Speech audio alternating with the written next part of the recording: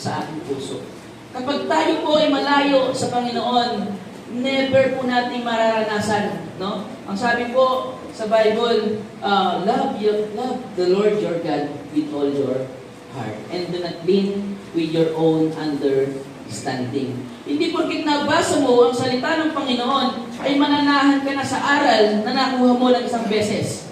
Ang kinakailangan po natin gawin kapag po tayo ay nakarinig ng salita ng Panginoon at nangaral po siya sa atin, ipahayag po natin yan ng may pagpapakumbaba upang maraming mga kasamahan po natin ang magningas pa sa pananampalataya. Amen po ba?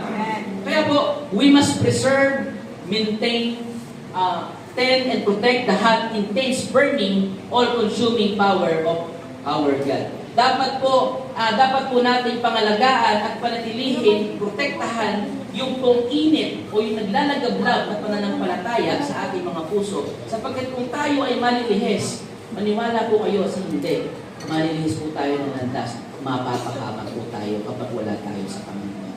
Amen po ba? Amen. So kaya nga po, sa umaga pong ito, masasabi po natin that we only keep the fire of our faith by staying in the presence of God. Amen po? Amen. Sabi po, we can only keep the fire of our faith. Hindi daw natin mararanasan yan kung tayo ay magliliwalo lang sa labas. Kung tayo po ay pupunta lang sa ibang bansa. Kung tayo po ay maglalaro lang sa labas. No, hindi po natin mararanasan. We can only keep the faith, no, the fire of faith by staying in the presence of our God. Amen po? Sabihin mo sa katabi mo, diyan ka lang. Huwag kang matutulog. Malapakan po natin ang ating Diyos ng hari. Hallelujah. Ako po ay nagpapasalamat po sa, pasensya na po, talagang medyo high notes po ako.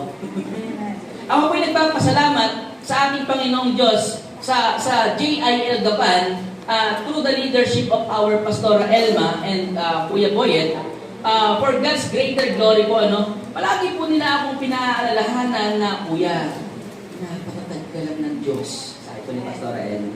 Kinokorek po ako pag may hindi po ako magandang nasasabi, pag meron po akong wrong interpretation po sa salita ng Panginoon, kinokorek po ako nila Pastora at ni Kuya Boyet. No?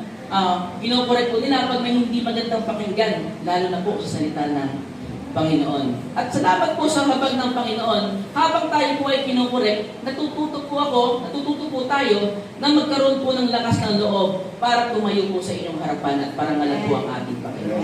Because without God, I can do nothing. Amen. Amen po ba?